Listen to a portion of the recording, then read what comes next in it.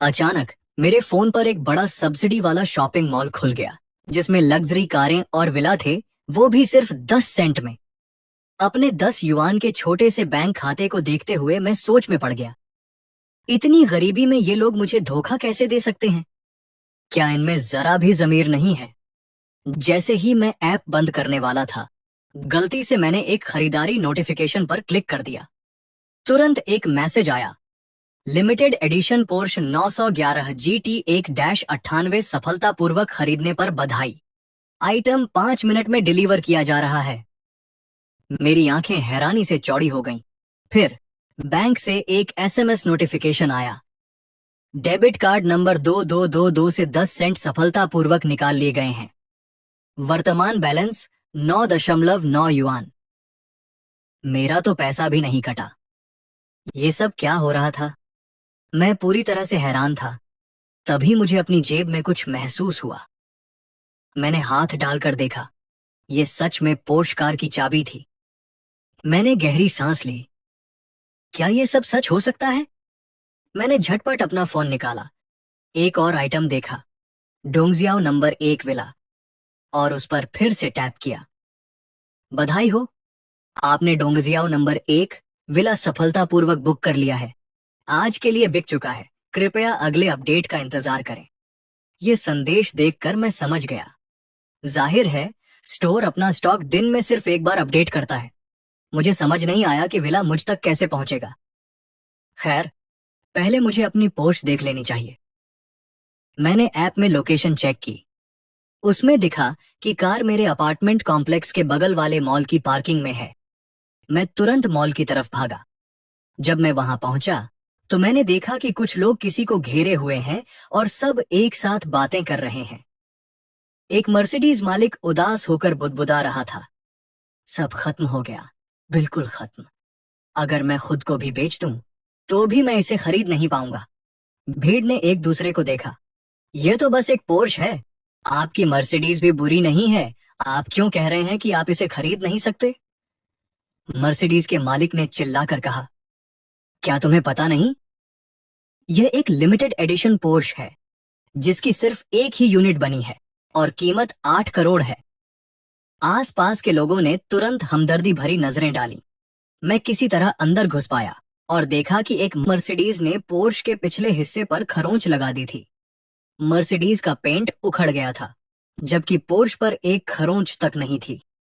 ठीक है, ठीक है, इतना उदास होने की जरूरत नहीं है। तुम्हें इस कार के पैसे देने की जरूरत नहीं है, बस चले जाओ। मर्सिडीज के मालिक ने मुझे ऊपर से नीचे तक देखते हुए कहा।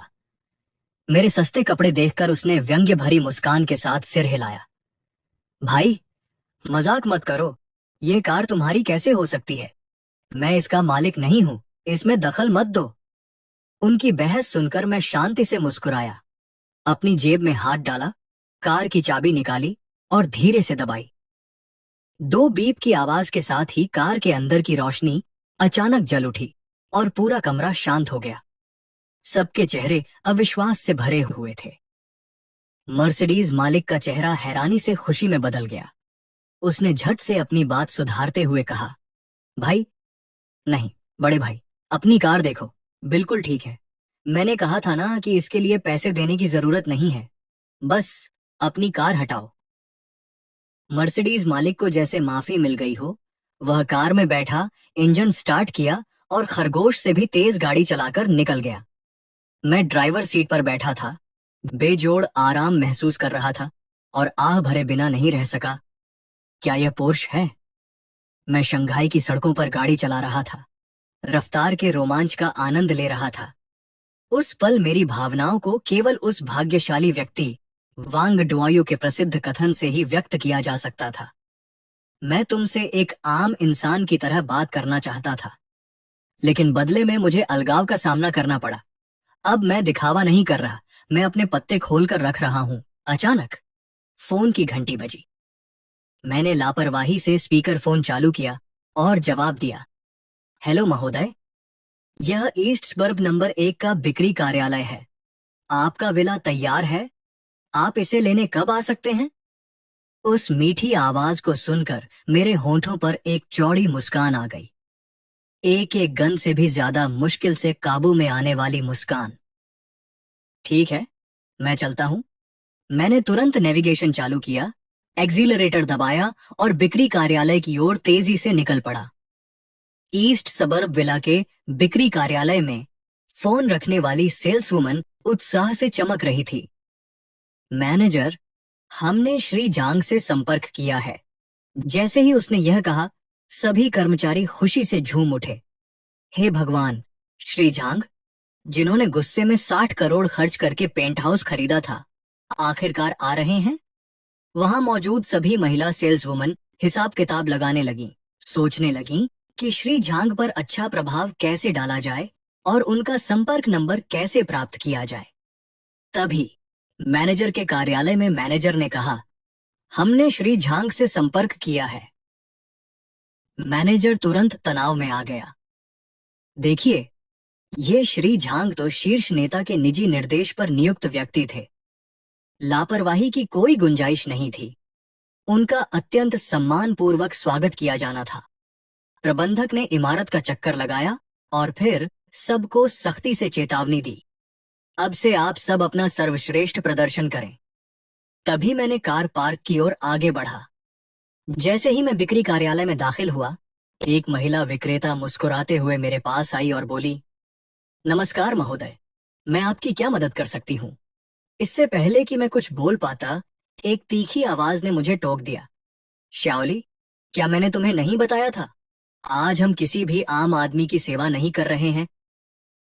एक सजी धजी अधेड़ उम्र की महिला मेरे पास आई, मुझे ऊपर से नीचे तक देखा और तिरस्कार पूर्वक बोली, माफ कीजिए, अगर आप घर खरीदने नहीं आए हैं तो कृपया तुरंत बाहर निकल जाइए। यह सुनकर मैं भौहें चढ़ा बैठा। उसका क्या मतलब था? क्या मुझे अंदर आकर देखने की भी अनुमति नहीं थी? मेरी हिम्मत देखकर उस महिला ने ताना मारते हुए कहा, हम यूं ही अपनी कोई भी प्रॉपर्टी नहीं देखते। तुम्हारी इस बदहाली के साथ चाहे तुम 10 जन्म भी जी लो, तुम इनमें से एक अपार्टमेंट भी नहीं खरीद पाओगे। उसके इस घमंडी रवैये को देखकर मेरा माथा और भी सिकुड़ गया। मैंने हल्के से सिर हिलाया। ऐसी इंसान पर शब्द बर्बाद करने का मन नहीं था और बस अपना फोन निकाला। मैंने वही नंबर दोबारा डायल किया और एक मीठी आवाज सुनाई दी, सर, आप आ गए। मैं आपके रेस्टोरेंट की लॉबी में हूँ, लेकिन आपके लोग कुछ खास मेहमान नवाजी नहीं कर रहे हैं। वे मुझे बाहर निकालने वाले हैं। दूसरी तरफ से अविश्वास भरी आवाज आई, यह कैसे हो सकता है? श्रीमान जांग, कृपया एक पल रुकिए, मैं और मैनेजर थोड़ी देर में आते हैं।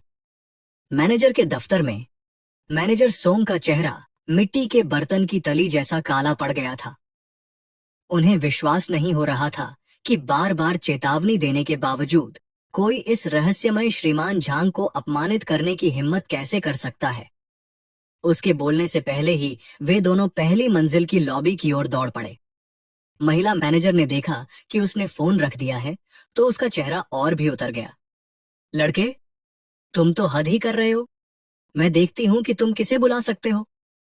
तभी नीचे भागे मैनेजर सोंग ने यह सब देखा और उसका गुस्सा फूट पड़ा। अरे बेरहम कमीने, ये क्या कर रहे हो? यह चीख सुनकर महिला मैनेजर सुपरवाइजर डर के मारे उछल पड़ी, लेकिन उस व्यक्ति को पहचानते ही उसके चेहरे पर एक शरारती मुस्कान आ गई। मैनेजर सोंग, आप यहाँ क्यों आए हैं? क्या मिस्टर झांग आने ही वाले हैं? चिंता मत करो, मैं इस मुसीबत को अभी दूर भगा देता हूं। फिर वह मेरी ओर मुड़ा, गुस्से से उंगली दिखाते हुए चिल्लाया, सुना तुमने? हमारे वीआईपी मेहमान लगभग आ ही गए हैं। क्या तुम खुद यहाँ से निकलोगे या मुझे तुम्हें बाहर निकलवाने के लिए सुरक्षा गार्ड को बुलाना पड़ेगा? उसके बोलने से पहले ही मैनेजर सोंग गुस्से से आग बबूला हो चुका था। तुम्हारी हिम्मत कैसे हुई? तुम किससे बात कर रहे हो? वह दहाड़ी। उसके इस गुस्से भरे आउटबर्स्ट के बाद मैनेजर सोंग झटपट उस महिला को पीछे छोड़कर मेरी तरफ बढ़ी। सभी सेल्स पर्सन की हैरान निगाहों के बीच उन्होंने 90 डिग्री का पूरा झुककर सम्मान पूर्वक कहा, श्रीमान जांग, हमें देर होने के लिए बहुत खेद है। मैं ईस्ट प्रोफेसर बिल्डिंग की मैनेजर हूं। आप मुझे शियाओ सोंग कह सकते हैं। मेरे अधीनस्थ कर्मचारियों ने आपको नाराज कर दिया। कृपया इसे दिल पर न लें। मैनेजर सॉन्ग के बोलते ही वहां मौजूद सभी लोग सब दंग रह गए। उनके सामने खड़ा सीधा सादा दिखने वाला युवक असल में रहस्यमय श्रीमान झांग थे। यह प्रभावशाली व्यक्ति बहुत ही शालीनता से कपड़े पहने हुए था। हालांकि महिला मैनेजर डर से कांप रही थी। उसका चेहरा पीला पड़ गया था। मैनेजर सॉन्ग, आप मजाक तो नहीं कर रहे हैं? मैनेजर सॉन्ग ने ठंडे लहजे में उसकी तरफ देखा। मैंने आप सभी को बहुत पहले ही चेतावनी दी थी कि किसी भी ग्राहक को कम मत समझो। आपने मेरी बात अनसुनी कर दी, है ना? अब एचआर में जाकर तुरंत इस्तीफा दे दीजिए। महिला मैनेजर धड़ाम से घुटनों के बल गिर पड़ी, रोने लगी और दया की भीख मांगने लगी। मैनेजर सॉन्ग, मुझसे गलती हो गई, कृपया मुझे एक और मौका दीजिए, मैं फिर कभी ऐसा नहीं करूंगी। मैनेजर सॉन्ग ने उसकी तरफ देखा तक नहीं, बस मेरी तरफ देखकर मुस्कुराए। श्रीमान जांग, अंदर आइए। मैंने संक्षिप्त में हम्मा कहा और उनकी तरफ चल दिया। मैनेजर सॉन्ग मिले जुले भावों से भरे हुए थे। उन्होंने सोचा था कि मैं कम से कम 30 या 40 साल का आदमी हूंगा। मुझे उम्मीद नहीं थी कि वह इतना जवान होगा। क्या वह किसी अमीर फिल्म और टेलीविजन परिवार का बेटा है? श्रीमान जांग, आप सचमुच युवा और होनहार हैं। यह विला, जिसकी कीमत 600 मिलियन है, इतने सालों से बिना बिका पड़ा था, लगभग हमारे चेयरमैन का जुनून बन गया था। इस बार आपकी खरीदारी ने आखिरकार हमारे चेयरमैन की एक इच्छा पूरी कर दी है। मुझे मन ही मन अपराध बोध हुआ। इस विला की कीमत 600 मिलियन है और मैंने इसे एक ऐप का इस्तेमाल करके मात्र 1 पैसे में खरीद लिया। यह तो बहुत सस्ता सौदा है। मैंने लापरवाही से हाथ हिलाते हुए हल्के से कहा, ज्यादा महंगा नहीं था। मैं सच ही कह रहा था। आखिर इसकी कीमत तो बस 1 पैसा ही थी। लेकिन जब मैनेजर सॉन्ग ने यह सुना तो इसका मतलब बिल्कुल अलग था। उन्होंने तुरंत समझ लिया कि 600 मिलियन मेरे लिए कुछ भी नहीं है। औपचारिकताएं पूरी करने के बाद मैनेजर सॉन्ग ने सम्मानपूर्वक मुझे दरवाजे तक छोड़ा। जब उन्होंने मेरी लिमिटेड एडिशन पोर्श देखी तो उनकी आंखें तुरंत चौड़ी हो गईं। एक कार प्रेमी होने के नाते उन्होंने तुरंत पहचान लिया कि यह दुनिया की इकलौती पोर्श 911 है। उन्हें अच्छी तरह पता था कि सिर्फ पैसा ही इस कार को खरीदने के लिए काफी नहीं था। इसके लिए एक मजबूत पृष्ठभूमि भी जरूरी थी। मैनेजर सोंग की बढ़ती हुई प्रभावशाली निगाहों के बीच मैं पूर्वी उपनगर नंबर 1 की ओर गाड़ी चला रहा था। मेरा विला पूरे विला जिले के बीचों बीच स्थित था, जो सबसे बड़े क्षेत्रफल और बेहतरीन लोकेशन का दावा करता था। मेरे सामने 4 मंजिला अलग विला, अपने फव्वारे, बगीचे और आउटडोर स्विमिंग पूल के साथ बिल्कुल परफेक्ट था। तभी मुझे एहसास हुआ, वाकई विला के अंदर एक सजी धजी महिला कॉफी का कप लिए विला नंबर 1 पर टकटकी लगाए खड़ी थी। अंकल झांग, क्या इस विला का कोई नया मालिक है? उनके पीछे खड़े बूढ़े व्यक्ति ने जोर से सिर हिलाया। जी मैडम, विला नंबर 1 को झांग उपनाम वाले एक युवक ने खरीदा है। मैं अभी उसकी पहचान की जांच कर रहा हूं। महिला ने धीरे से सिर हिलाया। अभी जांच मत कीजिए। जो भी इस जगह को खरीद सकता है, उसकी पृष्ठभूमि असाधारण ही होगी। वह शायद कोई अमीर नौजवान होगा। जल्दबाजी में जांच करने से सिर्फ मुसीबत ही आएगी। यह सुनकर अंकल झांग ने झट से अपना सिर नीचे कर लिया। ये मेरी लापरवाही थी मैडम, महिला ने मन ही मन सोचा। उसका घर में आना इतना सहज और सादा था, बिना किसी धूमधाम के, मानो यह 600 मिलियन का आलीशान घर उसके लिए कुछ भी नहीं था। इस रहस्यमय पड़ोसी ने मेरी जिज्ञासा जगा दी। अंकल झांग, कल जब आप मिस्टर झांग से मिलने जाएं तो उपहार में 1990 की कांगबी की एक बोतल ले जाना। इसी बीच मैं सोफे पर बैठ गया। मेरी नजरें शानदार क्रिस्टल झूमर पर टिकी थीं। मैंने कड़वाहट से सिर हिलाया, थोड़ा हैरान सा महसूस कर रहा था। 80 मिलियन युआन की स्पोर्ट्स कार चलाना, 600 मिलियन युआन के विला में रहना और सिर्फ 9.8 युआन बचे। सच कहूं तो मैं तो प्रॉपर्टी मैनेजमेंट फीस भी मुश्किल से दे पा रहा हूं। मुझे पैसे का कोई जरिया ढूंढना होगा। रात के 11:50 बज रहे हैं और मैं थोड़ा घबराया हुआ हूं। सॉफ्टवेयर आज रिफ्रेश होगा। वाह, ये तो कमाल की बात है। आधी रात के ठीक बाद एक नई खबर सामने आई। झुनियुए होटिंग आवासीय परिसर की बिल्डिंग एक में 120 अपार्टमेंट, वो भी सिर्फ 1 सेंट की सब्सिडी पर। खबर देखकर मैं दंग रह गई। क्या मजाक कर रहे हो? ये वही अपार्टमेंट है जिसे मैं किराए पर लेती थी। इस परिसर के 80% निवासी किराएदार हैं। यह मेट्रो स्टेशन के पास और एक साइंस पार्क के बगल में है। हर अपार्टमेंट की कीमत कम से कम 50 लाख युआन है। बिल्डिंग एक में 120 से ज्यादा अपार्टमेंट है, यानी 600 करोड़ युआन। वाह, मैंने खरीद लिया। तुरंत ही खरीद की पुष्टि का संदेश आ गया। डिलीवरी जारी है। अनुमानित डिलीवरी 15 मिनट में, कृपया चेक करें। 15 मिनट बाद हम 2 गत्ते के डिब्बे जमीन पर गिरे जो अपार्टमेंट से भरे हुए थे। संपत्ति प्रमाण पत्र। मैंने मुश्किल से अपनी सांस रोकी। मेरी आंखें चौड़ी हो गईं। ये तो सचमुच की दौलत है। मैंने एक प्रमाण पत्र उठाया और उसे पलटकर देखा। पता, यूनिट 101, बिल्डिंग 1, जुन्युए हुआटिंग कम्युनिटी। उपयोग योग्य क्षेत्रफल 98.3 वर्ग मीटर। मालिक झांग शियाओफेई। ये शब्द देखते ही मेरा मुंह सूख गया। इन सभी प्रमाण पत्रों पर मेरा नाम लिखा था। मुझे धुंधला सा याद आया कि किसी ने मुझसे पूछा था कि कंगाल से अरबपति बनने में कितना समय लगता है। अब मुझे लगा कि मैं जवाब देने के लिए तैयार हूं। सिर्फ 15 मिनट। जुनियुए हुआटिंग एक लोकप्रिय इलाका है। यहां तक कि साझा कमरों का किराया भी 2 से 3 हजार युआन प्रति माह है।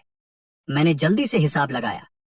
अगर सभी 120 यूनिट किराए पर दे दी जाए तो सिर्फ किराया ही। करोड़ों का निवेश देखकर मेरे चेहरे पर बड़ी सी मुस्कान आ गई। पूंजी कितनी खतरनाक चीज है, लेकिन अब मैं उस पूंजी का मालिक हूं। उत्साहित होकर मैं सो गया। अगली सुबह नहाने के बाद मैंने थोड़ा सा माथा सिकोड़ा। विला बड़ा था, लेकिन मेरे लिए उसका कोई व्यावहारिक उपयोग नहीं था। मुझे किराए के अपार्टमेंट से अपना सामान निकालना था। संपत्ति के दस्तावेजों के 2 बक्से लेकर मैं सीधे जुन्युए हुआटिंग चला गया। मैंने सड़क के उस पार लियांजिया रियल एस्टेट में गाड़ी पार्क की। एजेंट बहुत विनम्र था। उसे लगा कि मैं एक आम अमीर बच्चा हूं। फिर मैंने बताया कि मेरे पास किराए पर देने के लिए 2 इमारतें हैं। एजेंट की आंखों में थोड़ी निराशा झलक रही थी। उसे ज्यादा कमीशन नहीं मिलता था। ये 2 घर कौन से हैं? महोदय, क्या आपके पास संपत्ति प्रमाण पत्र है? मैंने संपत्ति प्रमाण पत्रों के 2 बक्सों की ओर इशारा किया। उसने सहज ही उन्हें खोला, चौंक गया और समझ गया। क्या ये दोनों बक्से संपत्ति प्रमाण पत्रों से भरे हुए थे? फिर उसे याद आया, क्या आप वही श्रीमान झांग हैं जिन्होंने 2 इमारतें खरीदी हैं? आज सुबह उन्होंने रियल एस्टेट एजेंटों को चकमा देकर बक्से खुलवाए थे। खबर पहले ही फैल चुकी थी। सभी एजेंट इस रहस्यमय श्रीमान झांग से संपर्क करना चाहते थे और अब वह मेरे सामने थे। मैंने हल्के से सिर हिलाया। हाँ, मैं ही हूं। अगर ये सभी घर किराए पर दे दिए गए तो कमीशन। सफलता मुझे अमीर बना सकती है, एजेंट ने सोचा। उसका चेहरा बेहद उत्साहित था। मुझे इन सभी को किराए पर देने के लिए कब तक इंतजार करना पड़ेगा? एजेंट अपनी तंद्रा से बाहर आया। श्रीमान झांग, यह सौदा बहुत बड़ा है। मुझे अपने प्रबंधक को बुलाना होगा। वह मैनेजर के दफ्तर में दौड़ते हुए चिल्लाया, मैनेजर जो! मैनेजर जो की भौहें थोड़ी तन गईं। क्या बात है? क्या तुम्हें दिख नहीं रहा कि मैं फोन पर बात कर रहा हूं? मैनेजर जो, श्रीमान झांग यहां हैं। श्रीमान झांग, श्रीमान ली, ये तो बस एक छोटी सी बात है। जैसे ही वह उसे और डांटने वाले थे, उन्हें अचानक कुछ याद आया। तुम्हारा मतलब श्रीमान झांग से है जिन्होंने 2 इमारतें खरीदी हैं? मैनेजर जो ने फोन नीचे रख दिया और सामने वाले हॉल की ओर दौड़ पड़े। देखते हुए मेरी आंखों में लालसा की आग जल रही थी। मेरे हाथ में संपत्ति के दस्तावेजों के 2 बक्से थे। श्रीमान झांग, नमस्कार, मैं यहाँ का मैनेजर हूँ। आप मुझे शियाओ झोउ कह सकते हैं। मैंने सिर हिलाया। अगर ये अपार्टमेंट जल्दी किराए पर दिए जा सकते हैं तो मैं इन्हें विशेष रूप से आपको दे सकता हूं। मैनेजर झोउ तुरंत उत्साहित हो गए। अपनी छाती थपथपाते हुए बोले कि उनसे ज्यादा भरोसेमंद कोई नहीं है। श्रीमान जांग, क्या आप मेरे साथ खाना खाना चाहेंगे? मैंने मना करते हुए हाथ हिलाया। नहीं, धन्यवाद। मुझे अभी भी सामान शिफ्ट करना है। मैनेजर झोउ चौंक गए, फिर दृढ़ स्वर में बोले, हम पर छोड़ दीजिए। जब मैं कॉम्प्लेक्स की 17वीं मंजिल पर स्थित अपने किराए के अपार्टमेंट के दरवाजे पर पहुंचा तो यह देखकर दंग रह गया कि मेरा सारा सामान बाहर फेंक दिया गया था। कमरे में कदम रखते ही मकान मालकिन ने मेरा गर्मजोशी से स्वागत किया। आप वापस आ गए, बिल्कुल सही समय पर आए। ये सारा कबाड़ उठाओ और यहां से चले जाओ। मैंने शांत भाव से कहा। मुझे याद है कि हमारे अनुबंध में अभी 6 दिन बाकी हैं। अभी मेरा सामान बाहर फेंकना अनुबंध का सरासर उल्लंघन है। मकान मालकिन ने कमर पर हाथ रखते हुए कहा। तो क्या हुआ अगर मैंने अनुबंध का उल्लंघन किया? उसी क्षण मैनेजर झोउ दरवाजे से अंदर घुस आए। मैनेजर झोउ को देखकर मकान मालकिन का चेहरा बदल गया, क्योंकि उन्होंने अनुबंध पूरी तरह से तोड़ दिया था। अब वह निजी तौर पर लोगों को किराए पर कमरा दिखा रहे थे, जिसके लिए उन पर भारी जुर्माना लग सकता था। मैनेजर झोउ का चेहरा एकदम ठंडा पड़ गया। मैडम, कृपया और बोलिए। थोड़ा सम्मान दिखाइए। ये हमारे बड़े भाई श्री जांग हैं, जिनके पास एक 120 संपत्तियां हैं। मकान मालकिन अविश्वास से देखने लगी। आपसे कोई गलती हो गई होगी। ये तो सिर्फ किराएदार हैं। आप कैसे गलत हो सकते हैं? हमारे पास संपत्ति के प्रमाण पत्र हैं। मकान मालकिन को समझ नहीं आ रहा था कि मेरे जैसा अमीर व्यक्ति कोई जगह किराए पर क्यों लेगा, और एक पल के लिए उन्होंने दबी आवाज में माफी मांगी। माफ कीजिए श्री झांग, ये सब गलत फहमी थी। मैंने ताना मारा। अब कह रही हो कि ये गलत फहमी है?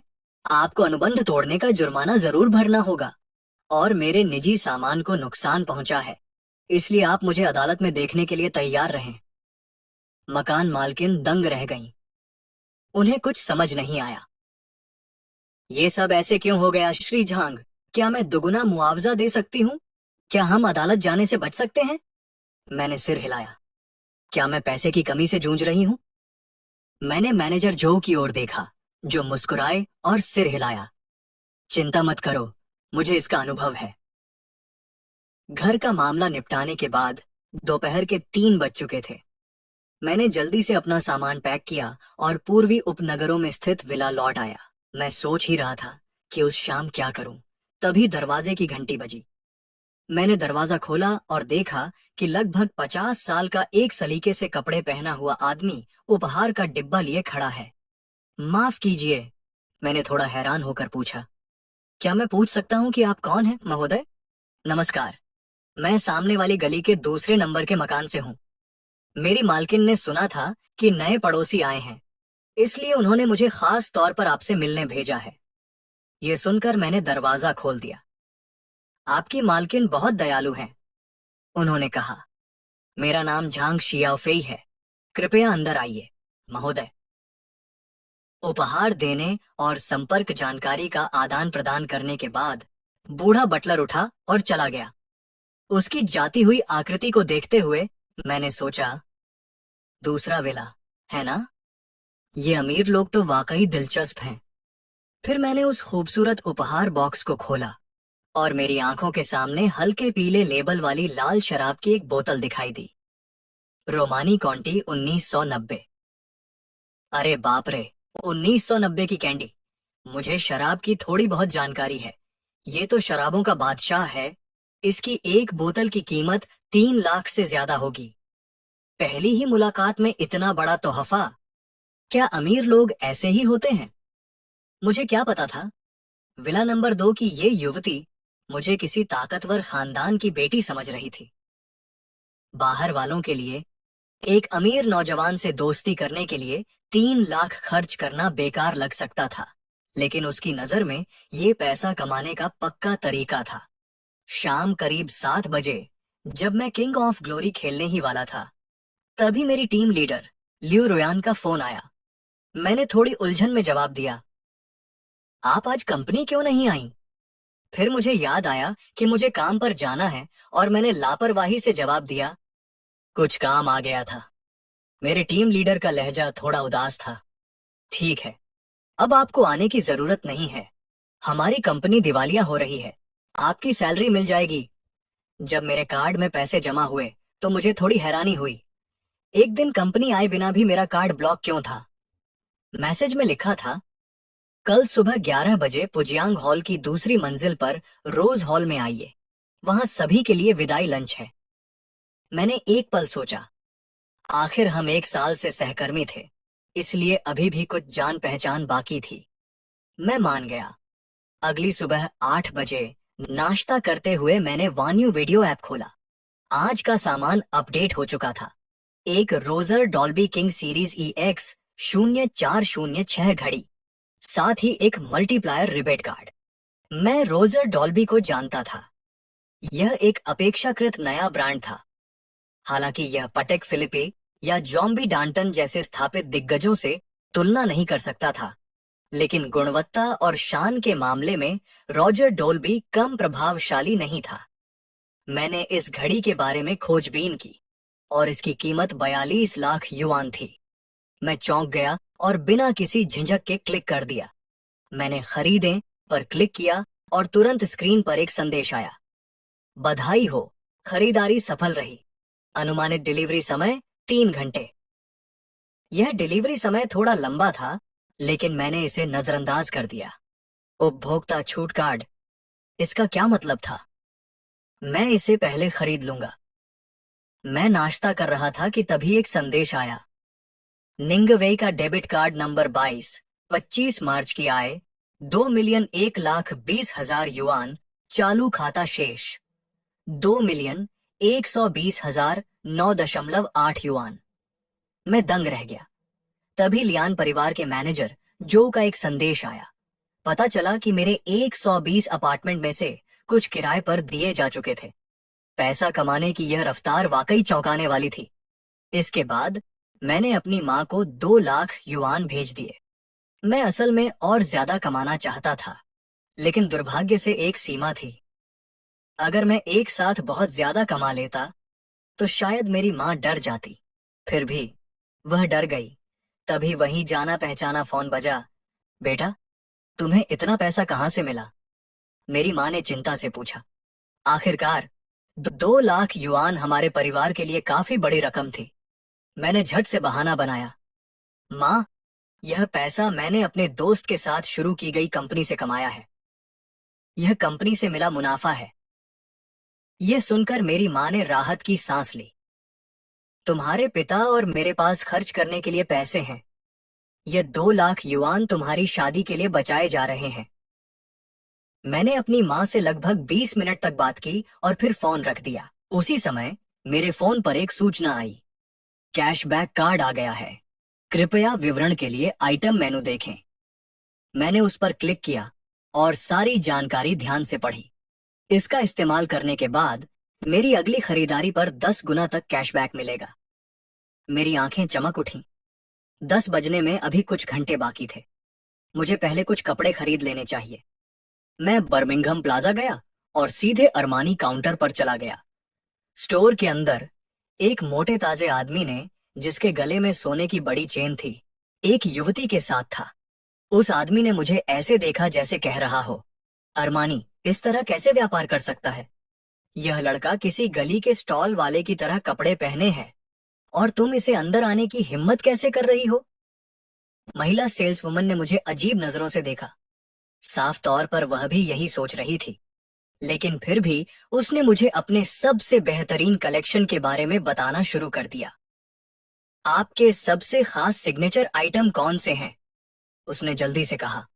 आपके सामने ये 7 पीस इस सीजन के मुख्य कलेक्शन हैं। इससे पहले कि वह अपनी बात पूरी कर पाती, मैंने हाथ हिलाकर कहा, ठीक है, इन्हें पैक कर दीजिए। सेल्स, मैं इसे नहीं ले सकता। मैं मुस्कुराया और बोला, अरे, इसमें शर्म की कोई बात नहीं है श्रीमान झांग, बस इसे ले लीजिए। मेरी बात सुनकर झांग फू की पलकें फड़क उठीं। उसका चेहरा गंभीर हो गया। श्रीमान जांग, इस चाय की कीमत 15,000 युआन प्रति बोतल है। अगर आप इसे देने को तैयार हैं तो मैं इसे खरीद सकता हूँ। ये सुनकर मैं थोड़ा हैरान हुआ। मेरे घर में अभी भी 28 डिब्बे थे जो खोले नहीं गए थे। उनकी कीमत कम से कम 21 मिलियन युआन थी। मैंने बेपरवाही का नाटक करते हुए शांत भाव से कहा, श्रीमान झांग, इतनी विनम्रता मत दिखाइए। मेरे पास घर में और भी बहुत कुछ है। मैं इसे पूरा नहीं पी सकता। मैं तो इससे चाय वाले अंडे बनाने की सोच रहा हूं। झांग फू का सिर अचानक दर्द से दर्द करने लगा। कितनी बर्बादी, कितनी बर्बादी। उम, श्रीमान जांग, आपके पास कितनी चाय बची है? मैं इसे खरीदना चाहता हूँ। यह सुनकर मैं बहुत खुश हुआ, जैसे मछली चारा खा गई हो। लेकिन ऊपर से मैंने उदासीनता का नाटक किया। लगभग 10 डिब्बे बचे हैं शायद। अगर आपकी रुचि है तो आकर ले जाइए। मैं तो इनसे चाय वाले अंडे बनाने की सोच रहा था। वैसे भी इनकी कीमत ज्यादा नहीं है। मेरी बातें सुनकर झांग फू लगभग चक्कर खा गया। 7 मिलियन, इसे कहते हैं ज्यादा कीमत नहीं? क्या एक अमीर आदमी ऐसा दिखता है? लेकिन झांग फू यूं ही जाकर इसे लेने वाला नहीं था। मुफ्त में कुछ नहीं मिलता। नहीं नहीं, मुझे सच में चाय खरीदने में दिलचस्पी है। ये सुनकर मैं मुस्कुराया और बेपरवाही का भाव दिखाया। तो चलिए बात करते हैं। कुछ बातचीत के बाद मैंने आखिरकार उसे 7,50,000 रुपए प्रति कैन के हिसाब से चाय के 10 डिब्बे बेच दिए। आधे मिनट से भी कम समय में मेरी जेब में 75 लाख रुपए और आ गए। विला नंबर 2 की दूसरी मंजिल पर लाल बालों वाली एक लड़की अपने सामने रखी चाय को देख रही थी। उसके होठों पर मुस्कान थी। रोंग, लगता है ये श्रीमान झांग काफी प्रभावशाली व्यक्ति हैं। अंकल झांग, एक डिब्बा अपने लिए रख लीजिए, कुछ अपने दोस्तों को दे दीजिए और बाकी मैं बूढ़े आदमी को 70 साल के होने पर दे दूंगी। इसी बीच मैं अपने फोन के बैलेंस मैसेज को देखता रहा। 10 मिलियन से ज्यादा। मैं अब करोड़पति बन गया हूँ। यह पैसा बैंक लूटने से भी तेज आ रहा है। घर का किराया मिलते ही मेरे खाते में एक और रकम आ जाएगी। हालांकि ये झांग परिवार सिर्फ एक नौकर से कहीं ज्यादा हो सकता है। कल अरमानी स्टोर में उस आदमी के रवैये और आज के इस 75 लाख के सौदे को देखकर तो यही लगता है कि उसकी कोई खास पहचान है। खैर छोड़ो, मैं पहले गाड़ी लेने जाता हूँ। मैंने पुजियांग में अपने चचेरे भाई के घर जाने के लिए टैक्सी ली। सुरक्षा गार्ड वही था जो कल था। मुझे देखते ही उसने मुस्कुराते हुए मेरा अभिवादन किया। श्रीमान जांग, आप आ गए। आपकी गाड़ी वहां खड़ी है। मैं वादा करता हूं कि आपको किसी और से राय लेने की जरूरत नहीं पड़ेगी। गाड़ी में कोई नहीं बैठा था। सुरक्षा गार्ड होने के नाते मैंने देखा कि गाड़ी के दोनों तरफ खाली पार्किंग की जगह थी। मैं तुरंत खुश हो गया। कुछ और लाल बैंक कार्ड निकाले और सुरक्षा गार्ड की बार बार की तारीफों के बीच वहां से निकल गया। श्रीमान झांग कितने हैंडसम हैं। इस गाड़ी में अस्थाई नंबर प्लेट लगी थी और अब मुझे स्थायी नंबर प्लेट लगवानी थी। पता नहीं अब कैसे काम करता है। आमतौर पर यातायात प्रबंधन विभाग इतनी जल्दी काम नहीं करते, लेकिन मैंने सिर्फ एक फोन किया और 20 मिनट से भी कम समय में प्रक्रिया पूरी हो गई। लाइसेंस प्लेट मिलने के बाद मैं एक विश्वविद्यालय शहर से गुजरा, जिससे कई युवाओं का ध्यान मेरी ओर आकर्षित हुआ। घर पर खाने के लिए ज्यादा कुछ नहीं था। यह सोचकर मैंने विश्वविद्यालय के सामने वाले सुपरमार्केट के बगल में कार खड़ी कर दी। 20 मिनट बाद मैं अपने शॉपिंग बैग लेकर सुपरमार्केट से बाहर आया और देखा कि बहुत सारे लोग मेरी कार के चारों ओर जमा थे। एक युवती कार के सामने तस्वीरें ले रही थी। मैंने उसे ऊपर से नीचे तक देखा। उसकी सुंदरता कम से कम 100 में से 90 थी और बिल्कुल स्वाभाविक थी। मेरी आंखें चमक उठीं और मैं मुस्कुराते हुए उसकी ओर बढ़ा। तभी भड़कीले कपड़ों में सजी एक आकर्षक महिला ने मुझे पकड़ लिया। तुम्हें क्या हुआ है? क्या तुम्हें नहीं दिख रहा कि सब लोग कतार में लगे हैं? क्या तुम लाइन तोड़ने की कोशिश कर रहे हो? मेरे बगल में बैठी एक लड़की ने कहा। बिल्कुल। नीचे खड़े उस लड़के में जरा भी तमीज नहीं है। और तुम तस्वीरें ले रही हो? क्या तुम्हारा काम हो गया? इतनी देर क्यों लगा रही हो? तस्वीर ले रही खूबसूरत लड़की तुरंत शर्मिंदा हो गई और धीरे से बोली, बस एक पल, जल्दी ही खत्म हो जाएगी। उसके बोलते ही ज्यादा मेकअप की हुई औरत फिर से बोली, जवान अजवान, मेरा मेकअप ठीक है क्या? क्या तुम्हें लगता है कि कार मालिक हमें पसंद करेगा? चिंता मत करो, हमारी खूबसूरती के साथ उसे पटाना तो बहुत आसान है। यह सुनकर मैंने दोनों लड़कियों को ऊपर से नीचे तक देखा। दो ज्यादा मेकअप की हुई हरी चाय पीने वाली औरतें। इनमें इतना आत्मविश्वास कहाँ से आया? मैंने अपना सिर हिलाया। जुआन जुआन नाम की लड़की ने तुरंत अपनी भौहें ऊपर उठाईं। तुम अपना सिर क्यों हिला रही हो? क्या तुम्हें लगता है कि तुम कार मालिक हो? मैंने अपनी कार की चाबी निकाली, उसे हल्के से दबाया और कुछ क्लिक के बाद हेडलाइट्स चमक उठी। मैंने कार का दरवाजा खोला और कहा, माफ कीजिए, यह कार सच में हमारी है। बोलते बोलते मैंने उस कार की तरफ देखा जिसकी तस्वीरें मैं थोड़ी देर पहले ले रहा था। फोटो खींच रही लड़की, इस गर्मी में तुम कार के अंदर कुछ तस्वीरें क्यों नहीं ले लेती? लड़की तुरंत शर्मा गई, पैसेंजर सीट पर बैठ गई और दरवाजा बंद हो गया। बाहर खड़ी दोनों औरतें पहले से ही शर्म से लाल थीं। अपनी पहले की मजाकिया बातों को याद करके वे चाहती थीं कि काश वे कार में गायब हो जातीं। एक पल की झिझक के बाद जुआन जुआन नीचे झुकी, अपना सिर नीचे किया और खिड़की की तरफ झुक गई। अरे भाई, हमें भी मजा आ रहा है, क्या हम अंदर आकर कुछ तस्वीरें ले सकते हैं? उसने अपने शरीर को हिलाते हुए और जानबूझकर अपने कपड़ों को खींचते हुए कहा। उसे इस तरह देखकर मुझे तुरंत शर्मिंदगी महसूस हुई। माफ कीजिए, इस कार में सिर्फ इंसानों का स्वागत है, मैंने कहा और फिर तेजी से एक्सीलरेटर दबा दिया। कार तेजी से वहां से निकल गई। जुआन जुआन नाम की औरत गुस्से से उछल पड़ी। यह तो बस एक खस्ता हाल BMW है। मैंने तो हर समय फरारी और लैम्बोर्गिनी देखी है। तुम्हारी इस खस्ता हाल BMW की किसे परवाह है? मन अवाक रह गई। यह कैसी चाल थी? यह सुनकर मेरे बगल में बैठा एक आदमी खिलखिलाकर हंसा और बोला, तुम्हें क्या लगता है कि तुम मुझे रोक सकते हो? एक फरारी, वह तो 911 GT3 RF थी। 80 मिलियन की कार देखकर शुआन शुआन पूरी तरह से दंग रह गई।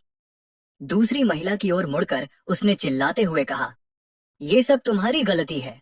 अगर तुम न होती, हरी चाय वाली कुतिया, तो मैं उस हैंडसम लड़के को कैसे मिस कर देती?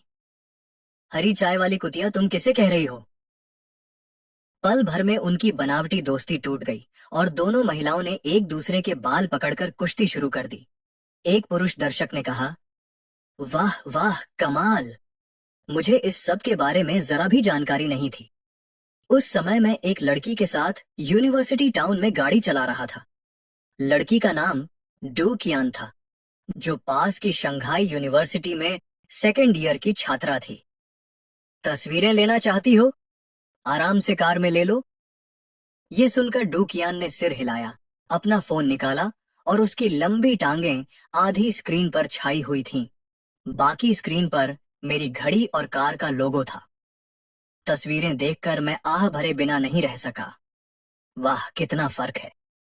बाद में उसे अपने वीचैट मोमेंट्स से पता चला कि मैंने जो घड़ी पहनी थी उसकी कीमत 40 मिलियन थी, 1 लाख युआन से भी ज्यादा। मैं हैरान रह गया। कुछ देर टहलते फिरते मैंने उसे दोपहर के भोजन के लिए आमंत्रित किया। डू कियान की आंखें चमक उठीं, लेकिन उसने अभी भी झिझक और संकोच का नाटक किया। अंत में उसने हल्के से सिर हिलाया। ठीक है, ठीक है। मैंने यूं ही एक बुफे रेस्टोरेंट चुन लिया। डू कियान को लगा था कि मैं उसे किसी महंगे रेस्टोरेंट में ले जाऊंगा, लेकिन मैंने समझाया कि वहां कभी पेट नहीं भरता और घर पर नूडल्स तो बनाने ही पड़ते हैं। वह हंसे बिना नहीं रह सकी। इसी बीच मॉल के ऊपर एक हॉट पॉट रेस्टोरेंट में एक अधेड़ उम्र का आदमी नाराज दिख रहा था। वह जी बोडा था, मर्सिडीज बेंज का मालिक, जिसने शिक्षक दिवस पर कार पर खरोंच लगा दी थी। उसके बगल में बैठा मोटा आदमी उसे दिलासा देने की कोशिश कर रहा था। भाईदा, यह तो बस दोस्त बनाने का एक मौका चूक गया, निराश होने की क्या बात है? अधेड़ उम्र का आदमी और भी ज्यादा गुस्से में आ गया। तुम्हें क्या पता, अगर पिछली बार मुआवजे की वजह से हमारी दोस्ती हुई होती तो दूसरे पक्ष ने उंगलियों के इशारे से जो चीजें दिखाई, उनसे ही हम 4-5 मंजिल ऊपर जा सकते थे। यह सुनकर एक और साथी ने ताना मारा, ठीक है, शंघाई का सामाजिक दायरा सीमित ही है, कभी न कभी फिर मुलाकात हो ही जाएगी। समूह ने खाना शुरू किया और बाद में कुछ ड्रिंक्स लेने का प्लान बनाया। जैसे ही वे जाने वाले थे, एक आवाज आई, क्या ये भाईदा हैं? बिग बेन वांग। जी बोड़ा मुड़ा और उसने देखा कि एक सुनहरे बालों वाला आदमी, जिसके गले में सोने की मोटी चेन थी, उसे उत्सुकता से देख रहा था। जी बोड़ा को तुरंत याद आया कि यह सोंग किंघाई था, उसका एक मातहत। यह आदमी नया नवेला अमीर था। उसके परिवार के पास शंघाई में कई घर हुआ करते थे, जिनकी कीमत तोड़फोड़ के मुआवजे के बाद करोड़ों में थी। वह जीबोड़ा से एक पार्टी में मिला था। क्या संयोग है! तुम यहाँ क्या कर रहे हो, छोटे सोंग? मैंने अभी अपनी गर्लफ्रेंड के साथ खाना खत्म किया है। भाईदा, क्या तुम बाहर जा रहे हो? क्या तुम भी साथ आना चाहोगे? इसी बीच मैंने डूकियान के साथ खाना खत्म किया और बिल चुकाने के लिए बाहर इंतजार करने को कहा। अप्रत्याशित रूप से जैसे ही मैं रेस्टोरेंट से बाहर निकली, डूकियान को किसी ने परेशान करना शुरू कर दिया।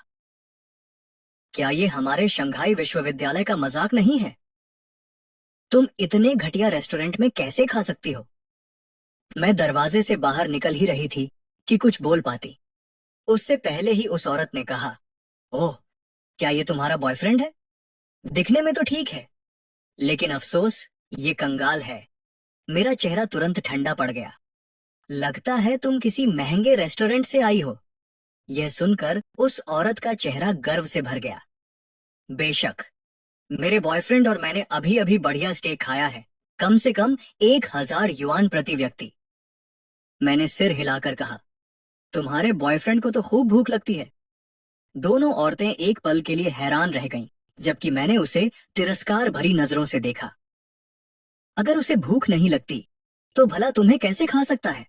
तुम्हारी शक्ल देखकर। डू कियान जोर से हंस पड़ी और वह औरत गुस्से से कांप उठी। उसने पीछे मुड़कर देखा तो उसका प्रेमी और कुछ लोग उसकी तरफ आ रहे थे। फिर उसने सुनहरे बालों वाले आदमी की तरफ मुड़कर शिकायत की, प्रिय, यह आदमी मुझे तंग कर रहा है। मेरी मदद करो, इसे सबक सिखाओ। जी बोड़ा ने मुझे देखते ही इतनी खुशी से चीख पड़ी कि मानो उसकी आंखों में आंसू आ गए हों। यही वो पोर्श मालिक था जिसकी उसे लंबे समय से चाह थी। उसके बगल में सुनहरे बालों वाली सोंग किंघान का चेहरा गुस्से से लाल हो गया। वह कुछ ही कदमों में आगे बढ़ी, मेरी तरफ इशारा करते हुए चिल्लाई, अरे बदमाश, अब जीना नहीं चाहते क्या? मेरी औरत को रोक रहे हो? ये शब्द उसके मुंह से निकलते ही जी बोड़ा का चेहरा एकदम बदल गया। सुनहरे बालों वाले आदमी को देखकर उसका गुस्सा फूट पड़ा। उसने 2 कदमों में 3 कदम बढ़ाए और तुरंत उसके पास पहुंचकर उसे जोर से लात मारी। सुनहरे बालों वाला आदमी धड़ाम से जमीन पर गिर पड़ा। उसी समय जी बोड़ा की क्रोधित आवाज गूंजी, तुम्हें इस सज्जन से इस तरह बात करने की अनुमति किसने दी? सुनहरे बालों वाला आदमी जमीन पर पड़ा था। उसकी आंखें बेजान थीं। फिर वह अभी अभी हुई घटना को खाली निगाहों से घूर रहा था। जी बोड़ा का चेहरा उत्साह और उम्मीद से भरा था। भाई, मुझे उम्मीद नहीं थी कि आपसे यहां मुलाकात होगी। मैंने अपने सामने खड़े आदमी को देखा। तुम जाने पहचाने लग रहे हो। तुम? भाई, मैं ही हूं। हम पहले पार्किंग में मिले थे, तब मैं मर्सिडीज क्यों चला रहा था? श्रीमान जांग, ये किस तरह का काम है? अचानक मुझे एहसास हुआ कि मुझे टक्कर मारने वाला मर्सिडीज बेंज का ड्राइवर था। भाई, मेरा नाम जी बोडा है, आप मुझे शियाओ जी कह सकते हैं। उसका व्यवहार बेहद विनम्र था। इस समय उस सुनहरे बालों वाले लड़के का दिमाग चकरा रहा था। ये कैसे हो सकता है? आखिर हुआ क्या? भाई दा को भी उसे भाई कहना पड़ा। ये कौन है? मैंने उस सुनहरे बालों वाले लड़के की तरफ देखा जो अभी भी अकड़ दिखा रहा था। क्या तुम इसे जानते हो? सबकी निगाहें फिर से उस सुनहरे बालों वाले लड़के पर टिक गईं। वह इतना डर गया था कि मानो उछल पड़ा हो। वह हकलाते हुए बोला, भाई, मुझसे गलती हो गई। मेरा ऐसा कोई इरादा नहीं था। मैंने बिना कुछ कहे उसकी तरफ देखा। जी बोड़ा तुरंत समझ गया और गहरी आवाज में चिल्लाया, यहां से दफा हो जाओ। मुझे दोबारा मत देखना, क्योंकि तुमने मुझे टक्कर मारी है। उसकी कृपा पाने के लिए एक संतोषजनक स्पष्टीकरण जरूरी था। सुनहरे बालों वाला आदमी बुरी तरह घबरा गया और जल्दी से दया की भीख मांगने लगा। भाईदा, मुझसे गलती हो गई, कृपया मुझे एक और मौका दीजिए। जी बोड़ा शंघाई के अमीर तबके में एक बड़ा नाम था। एक बार अगर वह उसे रोक देता तो शंघाई में उसकी रफ्तार 1 इंच भी नहीं बढ़ती। जी बोड़ा ने भौहें चढ़ाकर सुनहरे बालों वाले आदमी को जोर से लात मारी और कहा, यहां से निकल जाओ, मुझे तीसरी बार कहने पर मजबूर मत करो। इतना कहकर जी बोड़ा ने मेरी तरफ आदरपूर्वक देखा और कहा, श्रीमान झांग, चलिए चलते हैं। फिर समूह लिफ्ट की ओर चल पड़ा। सुनहरे बालों वाला आदमी पूरी तरह टूट चुका था। उसने गुस्से में अपनी प्रेमिका को थप्पड़ मारा और कहा, यह सब तुम्हारी गलती है, औरत, तुमसे मिलना मेरी सबसे बुरी किस्मत है। लिफ्ट में जी बोड़ा ने अपने बगल में बैठी डू कियान को देखा और मुस्कुराते हुए पूछा, क्या यह तुम्हारी भाभी है? वह सच में बहुत सुंदर है। डू कियान शर्मा गई, सिर झुका लिया और पैर से खेलने लगी। मैं मुस्कुराया और उसके बगल में बैठे अमीर दूसरी पीढ़ी के वारिसों के समूह को देखा। ये तुम्हारे दोस्त हैं। ये मोटा आदमी जी लिंचुआन है, मेरा अच्छा दोस्त है। उसका परिवार, मैं एक विदेशी व्यापार कंपनी चलाता हूँ, जी बोड़ा ने चौड़ी मुस्कान के साथ कहा। सबसे परिचय कराने के बाद मैं उनमें से ज्यादातर को जान गया हूँ। उसने आगे कहा, श्री झांग, मैंने अपने दोस्तों से आपकी पोर्श के बारे में पहले ही बात की थी। मेरे सभी दोस्त स्पोर्ट्स कार के शौकीन हैं। क्या आप उन्हें दिखा सकते हैं? मैं हंस पड़ा। कुछ नहीं, मुझे लगा था कि कोई बड़ी बात है। आज ये मेरी कार में है, मैं आप सबको इसे दिखाने ले चलता हूँ। सबके चेहरे तुरंत उत्साहित हो गए। आप जानते हैं, इस तरह की कारें आम तौर पर चलाई नहीं जाती। इन्हें ज्यादातर संग्रहणीय वस्तु के रूप में रखा जाता है। तुम वो कार बाहर ले आए। जी बोड़ा ने मुश्किल से अपनी बात कही, जबकि मैं बेपरवाह बना रहा। और क्या, गाड़ी चलाने के लिए ही होती है ना? वरना खरीद क्यों लेते? अमीर बच्चों का एक समूह बोला, हाँ हाँ, गाड़ी चलाने के लिए ही होती है।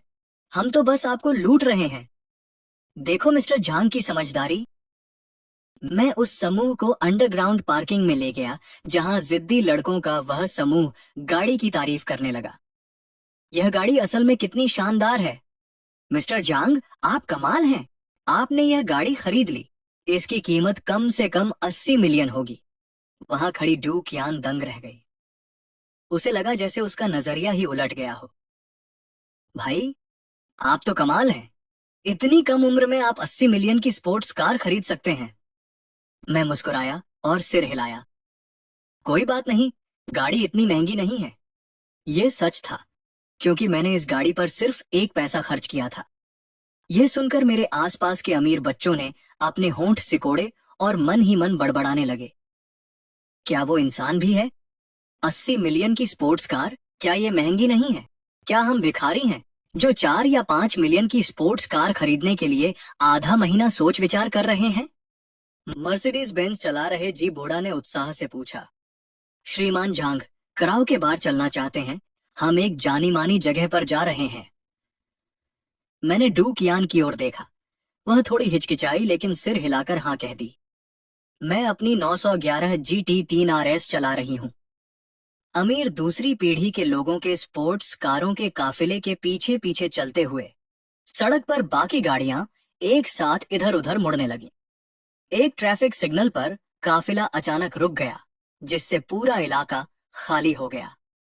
लाल बत्ती पर इंतजार कर रहे ड्राइवर सोचने लगे, किसके अमीर बच्चे फिर से हमें लूटने की कोशिश कर रहे हैं। इन स्पोर्ट्स कारों में से सबसे सस्ती की कीमत भी 10 लाख से ज्यादा होगी। सिग्नल हरा होते ही काफिला तेजी से निकल गया। तब जाकर बाकी ड्राइवरों ने धीरे धीरे फिर से चलना शुरू किया। मजाक कर रहे हो क्या? अगर हम उनसे टकरा गए तो दिवालिया हो जाएंगे। जल्दी पहुंचते हैं। पैराडाइज के टीवी के मालिक वेन यहान ने कहा, जो पहले से ही पार्किंग में इंतजार कर रहे थे। जब उन्होंने मेरी पोर्श को आते देखा तो उनकी आंखें चौड़ी हो गईं।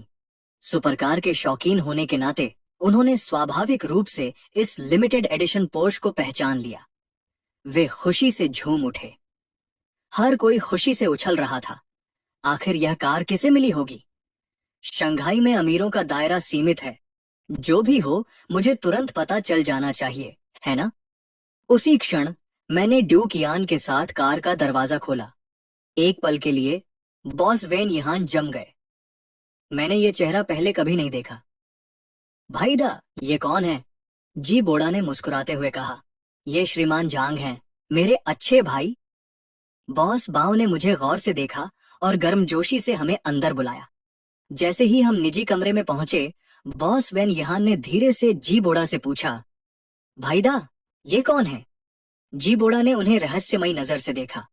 माहौल रहस्यमय था। बूढ़े बाव, शंघाई के रहस्य आपकी कल्पना से कहीं गहरे हैं, इसलिए कुछ मामलों में दखल न देना ही बेहतर है।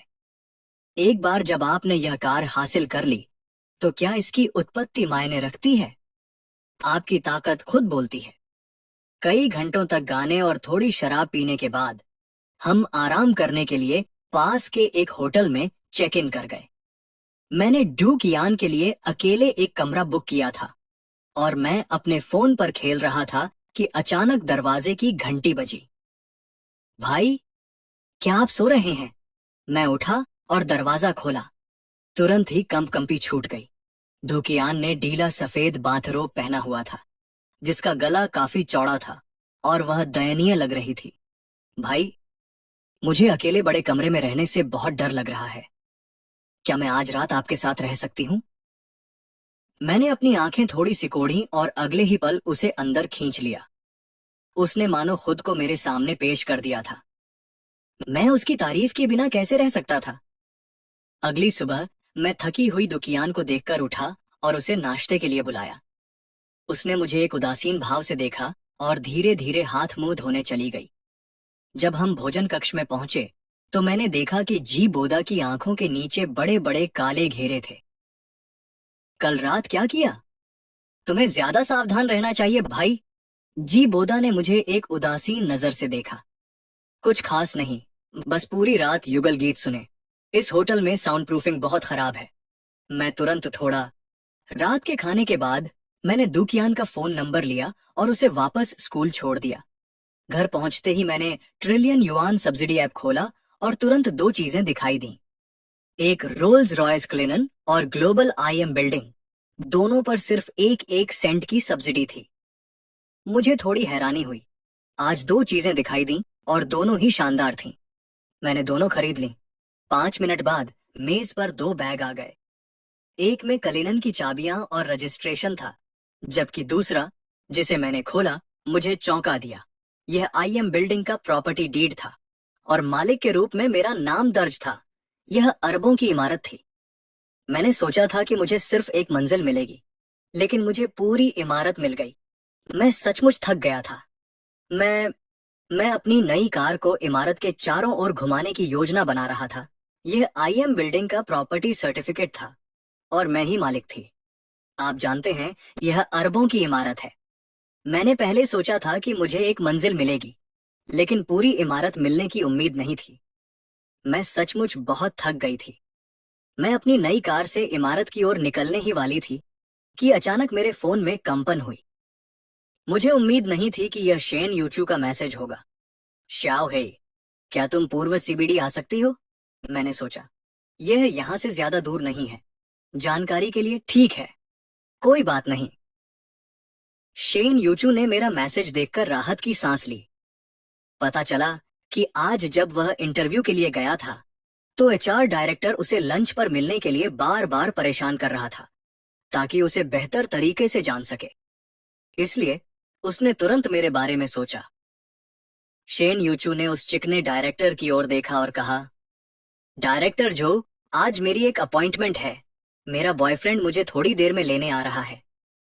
डायरेक्टर जो ने मर्सिडीज की चाबी निकाली और मुझे दिखाते हुए जानबूझकर दिखावा किया।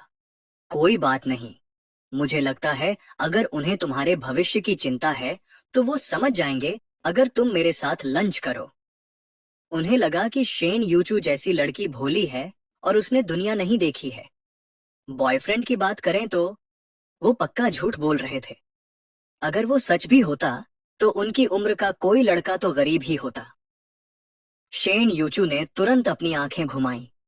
आखिर वो अभी सब कुछ खराब नहीं करना चाहती थीं। डायरेक्टर जो के शंघाई में काफी जान पहचान थी। तभी मैंने अपनी क्लिनन थोड़ी दूर पार्क कर दी। कार का दरवाजा खुलते ही डायरेक्टर जो ने ईर्ष्या भरी नजरों से मुझे देखा। ये किस अमीर परिवार से हैं? दूसरी पीढ़ी का अमीर बच्चा इतनी कम उम्र में कलिनन चला रहा है। मेरे बगल में खड़ी शेन यूचू भी हैरान रह गई। वो मेरी पोर्श ढूंढ रहे थे, लेकिन आज मैं रोल्स रॉयस चला रही थी। मैं शेन यूचू के पास गई और मुस्कुराते हुए बोली, चलो चलते हैं। डायरेक्टर जो पूरी तरह से अचंभित हो गए और बोले, क्या रोल्स रॉयस चला रहे हो तुम्हारे बॉयफ्रेंड? शेन यूचू का चेहरा तुरंत खिल उठा। मैं तो बस चौंक गई और सोचने लगी, कौन सा बॉयफ्रेंड? फिर मुझे तुरंत समझ आ गया कि क्या हो रहा है। मैंने शेन यूचू को अपने करीब खींच लिया। जी हाँ, ये कार मेरी है, कोई दिक्कत है क्या? मेरी आवाज सुनकर डायरेक्टर झो शर्मिंदा हो गए। वो अपनी मर्सिडीज को किसी और की शानदार कार के सामने दिखा रहे थे। उनकी सालाना तनख्वाह शायद दूसरे के भत्ते के बराबर भी नहीं थी। वो बस अजीब तरह से हंस पड़े। खैर, चूंकि मिस शेन के बॉयफ्रेंड यहाँ हैं, तो मैं उन्हें और परेशान नहीं करूंगा। ये कहकर वो जल्दी से चले गए। मैंने डायरेक्टर जो को जाते हुए देखा और मुस्कुरा दी। उन्हें बता देना कि मैं तुम्हारा बॉयफ्रेंड हूं। शेन यूचू ने भी शर्मिंदा होकर सिर हिलाया। ज्यादा मत सोचो, बस। उसने मुझसे चिपकते हुए ये बहाना बनाया। बोलते बोलते उसका दिल जोर से धड़कने लगा और उसकी बातें कुछ अस्पष्ट सी हो गईं। मैंने शेन यूचू को देखकर मुस्कुराया। लगभग दोपहर हो गई है, चलो साथ में खाना खाते हैं। एक पल हिचकिचाने के बाद शेन यूचू ने सिर हिलाया और कार में बैठ गई। मैं उसकी तरफ झुका और उसकी आंखें तुरंत ही भावहीन हो गईं। वह सीधी बैठ गई। उसका दिल जोर से धड़क रहा था। वह क्या करने वाली थी? क्या वह मुझे जबरदस्ती चूमने वाली थी? क्या मुझे मना करना चाहिए? तभी मैंने उसका सीट बेल्ट खींचकर हटा दिया। सीट बेल्ट लगाना याद रखना। शेन यूचू थोड़ी चौंक गई और अपने पसीने से भीगे गालों को मलने लगी। उसे क्या हो गया था? उसने सीट बेल्ट कैसे लगाई? वह तो इतनी उत्सुक दिख रही थी। दोपहर के खाने के बाद मैं शेन यूचू को अपने साथ ले जाना चाहता था और मैंने उसे फोन किया, लेकिन उसने कहा कि दोपहर में उसका इंटरव्यू है और मुझे उसे ले जाने के लिए कहा। जब मैं इंटरव्यू वाली जगह पर पहुंचा तो मुझे एहसास हुआ कि मैं उसे पहचानता हूं। यह वही विश्वविद्यालय वाला शहर था जहां डूकियान थी।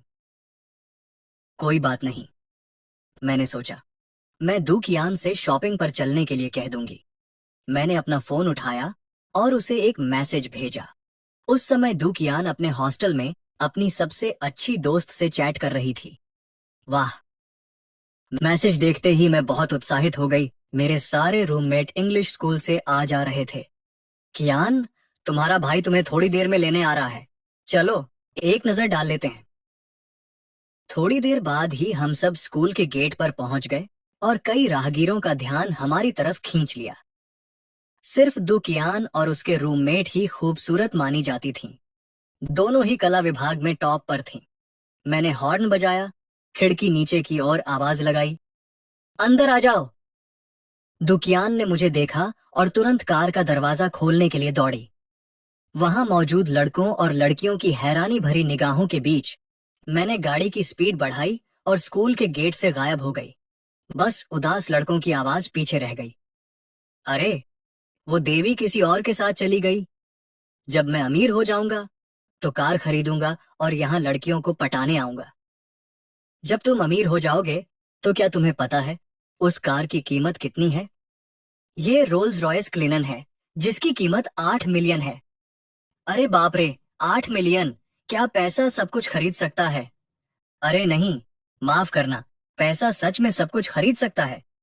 इसी बीच कार के अंदर बैठा दुकियान मुझे हैरानी से देख रहा था। भाई, आज तुमने वो पोर्श क्यों नहीं चलाई? मैंने मुस्कुराते हुए लापरवाही से जवाब दिया, मैं बाद में कुछ सामान खरीदने जा रहा हूँ। वाह, इस कार को कार्गो वैन की तरह इस्तेमाल किया जा सकता है, इसमें और भी सामान आ सकता है, दुकियान ने गुस्से से कहा।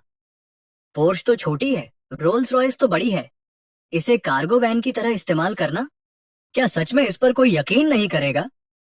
मैंने शांत भाव से जवाब दिया, बाद में हम आईएम बो माओ के प्रवेश द्वार पर चलेंगे, जो मन करे खरीद लेना। मुझे दुकियान की बात अच्छी तरह समझ आ गई थी। वह बस मुझसे कुछ हासिल करना चाहती थी और मुझे पैसों की बिल्कुल भी जरूरत नहीं थी। दुकियान की आंखें तुरंत चमक उठीं और उसने टैक्सी रोकते हुए कहा, धन्यवाद भाई। मॉल पहुंचते ही दुकियान कई महंगे और शानदार ब्रांड देखकर दंग रह गई, लेकिन वह समझदार थी और जानती थी कि उसे कहाँ रुकना है। आखिर में उसने गुची स्टोर से कुछ कपड़े और जूते खरीदे। मैंने यूं ही एक बैग उठा लिया। ये बैग अच्छा है, इस ड्रेस के साथ एकदम सही लग रहा है। वैसे भी यह महंगा नहीं है, बस कुछ 10,000 युआन का है। दुकियान की आंखें फिर से चमक उठीं और वह उत्साह से चिल्लाई, धन्यवाद भाई। मॉल 2 हिस्सों में बंटा हुआ था, शॉपिंग एरिया और ऑफिस एरिया। शॉपिंग के बाद मैं दुकियान को नीचे एक कॉफी शॉप में ले गया। केक खाते समय मैंने देखा कि एक डिलीवरी ड्राइवर मॉल में तेजी से आ रहा है। सुरक्षा गार्डों ने उसे रोकते हुए कहा, माफ कीजिए, डिलीवरी ड्राइवरों को अंदर आने की अनुमति नहीं है। ड्राइवर ने गिड़गिड़ाते हुए कहा, भाई कृपया एक बार छूट दीजिए, मेरा ऑर्डर 5 मिनट में पहुंचने वाला है, कृपया मुझे अंदर आने दीजिए। गार्ड टस से मस नहीं हुआ और बोला, नहीं, यह मॉल का नियम है, अगर मैंने आपको अंदर आने दिया तो मेरी तनख्वाह कट जाएगी। ड्राइवर ने फिर से गिड़गिड़ाते हुए कहा, भाई इस ऑर्डर की कीमत 1,70,000 युआन है, कृपया एक बार छूट दीजिए। वह मानो दया की भीख मांग रहा था। समय सीमा से कुछ ही मिनट बचे थे, इसलिए मैं नाराज होकर पास गया और पूछा, क्या हो रहा है? गार्ड ने समझाया, ऐसा नहीं है कि मैं भुगतान नहीं करना चाहता, मैं तो बस एक कर्मचारी हूं, मैं नियमों का उल्लंघन नहीं कर सकता। यह सुनकर मुझे बहुत गुस्सा आया। यह कैसा बेतुका नियम है? यह तो सरासर भेदभाव है। मुझे लगता है कि मुझे बाद में प्रॉपर्टी मैनेजमेंट कंपनी को खरी खोटी सुनानी पड़ेगी। ड्राइवर को बेचैनी से दरवाजे की ओर आते देख मैंने कहा, भाई अब आप अंदर जा सकते हैं, मैं इस समस्या को संभाल लूंगा। डिलीवरी ड्राइवर ने मुझे धन्यवाद दिया और अंदर जाने की तैयारी करने लगा। जैसे ही वह अंदर जा रहा था, एक घमंडी आवाज सुनाई दी, उस डिलीवरी वाले को रोको, किसने कहा उसे अंदर जाने देने का? मैं भौहें चढ़ाकर पीछे मुड़ा तो देखा कि सूट पहने एक सलीके से कपड़े पहने आदमी सुरक्षा गार्ड पर चिल्लाते हुए आ रहा था। क्या तुम्हें नहीं पता कि इन लोगों को अंदर आने देना हमारे मॉल की छवि को नुकसान पहुंचाता है? मैंने तुरंत जवाब दिया, छवि को नुकसान? ये तो मजाक है। मेरे बोलते ही डिप्टी मैनेजर ने पलटकर कहा, तुम कौन हो? तुम्हें इससे क्या लेना देना कि मैं कौन हूं? मैं बस यह जानना चाहता हूं कि तुम्हें डिलीवरी ड्राइवरों और कुरियर को मॉल में न जाने देने का अधिकार किसने दिया? डिप्टी मैनेजर ने ठंडे लहजे में कहा, यह हमारी कंपनी के निदेशक मंडल का विचार विमर्श के बाद लिया गया फैसला है। वैसे भी तुम्हें हमारी कंपनी के फैसलों में दखल देने का अधिकार किसने दिया? मैंने शांत भाव से कहा, क्योंकि मैं इस इमारत का मालिक हूं। ये शब्द सुनते ही सब लोग स्तब्ध रह गए। दुकियान का मुंह खुला रह गया, उसके चेहरे पर अविश्वास के भाव थे। फिर उप प्रबंधक, वह हंस पड़ा, उसके चेहरे पर व्यंग्य का भाव था। ये कैसी चाल है? अगर तुम पूरी इमारत के मालिक हो तो क्या मुझे जादूझर का रक्षक बनना पड़ेगा? ये बेवकूफ कहां से आ गया? यह सुनकर मैंने कुछ और नहीं कहा, अपना फोन निकाला और एक कॉल किया। आईएम बिल्डिंग की सबसे ऊपरी मंजिल पर स्थित कॉन्फ्रेंस रूम में प्रॉपर्टी मैनेजमेंट कंपनी के चेयरमैन गु येहान गंभीर दिख रहे थे। शायद सबको इमारत के नए मालिक के बारे में पता चल गया है। यह अनिश्चित है कि नया मालिक निरीक्षण के लिए कब आएगा, इसलिए हमें अपने कर्मचारियों पर नजर रखनी होगी और श्री झांग पर अच्छा प्रभाव डालना होगा। अगर प्रॉपर्टी कॉन्ट्रैक्ट का नवीनीकरण नहीं हुआ तो हमारी कंपनी को बहुत बड़ा झटका लगेगा। तभी उनका फोन बज उठा। गु येहान ने नाराजगी से भौहें चढ़ाईं। कॉलर आईडी देखकर वह अचानक खड़ा हो गया और विनम्रता से फोन उठाया। श्रीमान जांग, मैं आपके लिए क्या कर सकता हूं? कॉन्फ्रेंस रूम में मौजूद सभी लोग सन्नाटे में डूब गए। गु येहान का चेहरा तनावग्रस्त हो गया। उसी समय एक ठंडी आवाज सुनाई दी। मैं आपको 3 मिनट देता हूं। तुरंत मॉल के दक्षिणी गेट पर पहुंचे। अगर आप नहीं पहुंचे तो आपको अंजाम भुगतना पड़ेगा। जल्दी जाओ और पता लगाओ कि किस बदमाश ने श्रीमान जांग को नाराज किया है। वह चिल्लाया और कमरे से बाहर निकल गया। इस बीच मैनेजर गु और भी बेशर्मी से हंसने लगा। ओह, आप तो कमाल की अभिनेत्री हैं। जो भी आपको नहीं जानता वह सोचेगा कि आप बॉस हैं। उसने महिला की ओर घमंडी नजर से देखते हुए कहा। सुंदर महिला, इस तरह के आदमी के झांसे में मत आना।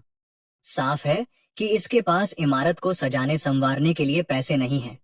यह आदमी किसी इमारत का मालिक तो बिल्कुल नहीं है। आखिर मेरे चाचा तो प्रॉपर्टी मैनेजमेंट कंपनी के निदेशक हैं। क्या आपको लगता है कि मुझे पता नहीं है कि यह बेवकूफ मालिक है या नहीं? मैनेजर गु के बोलने से पहले ही दूर से लोगों का एक बड़ा समूह दौड़ता हुआ आया।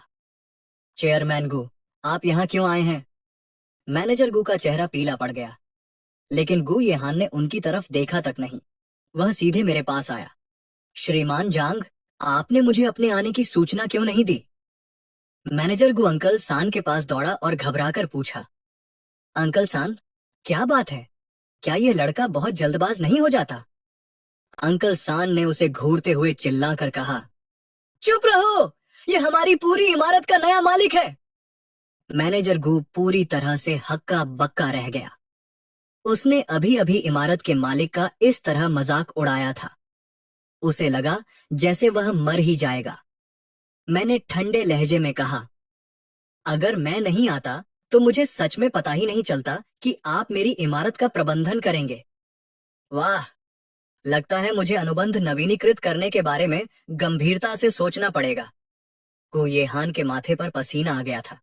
श्रीमान जांग, यह जनता की भावनाओं का मामला है। मुझे नहीं पता कौन सा कमीना मुझे फंसाने की हिम्मत कर रहा है। मैंने सुना है कि डिलीवरी ड्राइवरों और कुरियरों को इमारत में आने की इजाजत नहीं है। यह नियम किसने बनाया? अपनी बात पूरी करने से पहले ही गु येहान ने अचानक अपने बगल में बैठे अपने तीसरे चाचा उपाध्यक्ष की ओर देखा। आप इमारत की सुरक्षा के प्रभारी हैं। यहाँ क्या चल रहा है? उपाध्यक्ष भी पसीने से तरबतर हो गए थे। उन्होंने अचानक हाथ घुमाकर उपाध्यक्ष प्रबंधक को घूंसा मारा। मैं तुम्हें पीट पीट कर मार डालूंगा, निकम्मे। तुम्हें यह नियम खुद बनाने का आदेश किसने दिया? उपाध्यक्ष गुस्से में उपाध्यक्ष प्रबंधक को पीट रहे थे। मैंने ठंडे लहजे में कहा, ठीक है, ठीक है, अब इस नाटक की कोई जरूरत नहीं है। यह नियम बहुत समय से लागू है और मुझे विश्वास नहीं होता कि आप उनके चाचा होने के नाते इसे नहीं जानते होंगे। फिर मैंने गु येहान की ओर मुड़कर देखा। अध्यक्ष गु, मैं इन दोनों से अब और बात नहीं करना चाहता। गु येहान ने जल्दी से सिर हिलाया, फिर अपने पीछे मौजूद भीड़ की ओर देखा। उनका चेहरा एकदम ठंडा था। महोदय, मेरा मानना है कि उप निदेशक झिंग शेन अब हमारी कंपनी के कार्यकारी निदेशक के रूप में सेवा करने के योग्य नहीं है।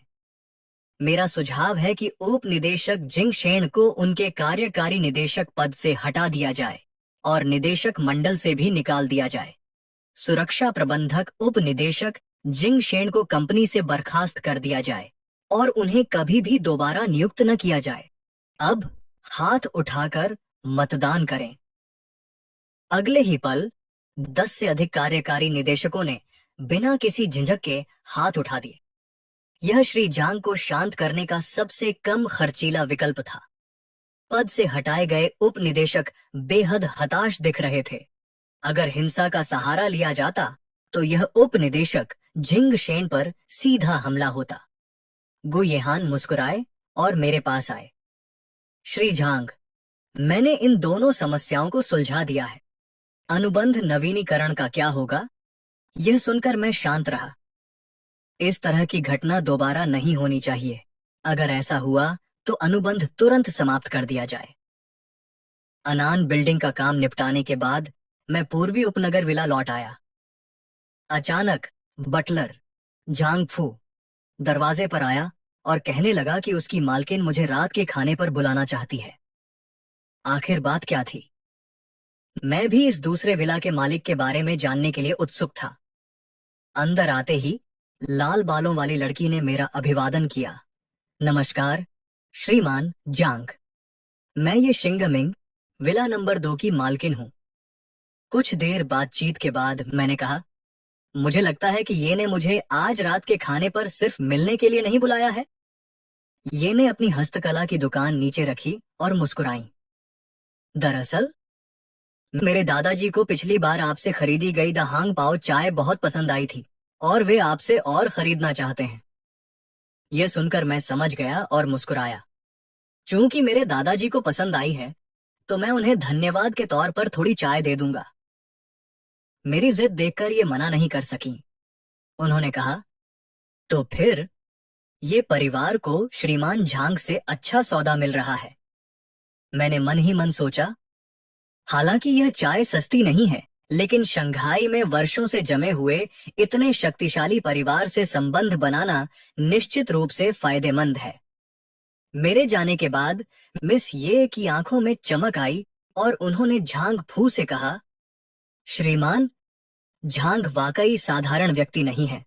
अब क्या आपको लगता है कि हमें उन्हें डोंघाई परियोजना में शामिल करना चाहिए? कुछ पल हिचकिचाने के बाद ये शिंगमिंग ने कहा, मिस, डोंघाई परियोजना 3 अरब से अधिक की है। मुझे लगता है कि श्रीमान जांग की क्षमताएं काफी हैं। हालांकि मुयुआन समूह से निपटना मुश्किल हो सकता है। यह सुनकर ये शिंगमिंग ने भौहें चढ़ा लीं। क्या आपने उपहार पहुंचा दिया? मैं तो सिर्फ मुयुआन समूह के अध्यक्ष की पत्नी से मिली, वह टस से मस नहीं हुई। ये शिंगमिंग निराशा से भरकर चुप हो गई। घर वापस आकर ठीक 12 बजे मैंने ट्रिलियन सब्सिडी ऐप खोला। एक आवाज आई, नए आइटम जोड़े गए थे। स्ट्रेंथनिंग बॉडी रिमाइंडर्स, रियायती कीमत 1 सेंट, और मैक्स चार्म, रियायती कीमत 1 सेंट। इन दोनों आइटमों को देखकर मैं थोड़ा हिचकिचाया। ठीक है, मैं इन्हें पहले खरीद लेता हूँ। आपकी सफल खरीदारी के लिए बधाई। अनुमानित डिलीवरी समय 5 मिनट है। कृपया डिलीवरी की प्रतीक्षा करें। 5 मिनट बाद मेरा फोन फिर बजा। आपके खरीदे गए आइटम डिलीवर हो गए हैं। कृपया अपना स्टॉक चेक करें। मैंने आइटम की विशेषताओं को ध्यान से देखा। स्ट्रेंथनिंग बॉडी रिमाइंडर्स, सेवन के बाद यह उपयोगकर्ता के शरीर को बहुत बेहतर बनाता है। आगे के सुधारों के लिए उपयोगकर्ता को उन्हें स्वयं खोजना होगा। मैक्स चार्म, उपयोगकर्ता का आकर्षण स्तर चरम पर पहुंच जाएगा और वे यह नियंत्रित कर सकते हैं कि आकर्षण दिखाना है या नहीं। इन दोनों चीजों को देखकर मेरे होंठों पर अनायास ही मुस्कान आ गई। यह दिलचस्प है।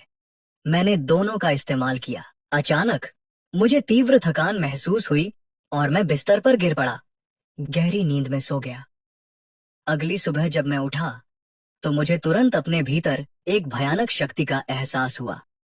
मुझे यह देखना था कि मेरा शरीर कितना मजबूत है। मैं अपने घर से कुछ ही दूर एक महंगे जिम में एक पर्सनल ट्रेनर ढूंढने गया। अप्रत्याशित रूप से मेरी मुलाकात वहां सुश्री से हुई।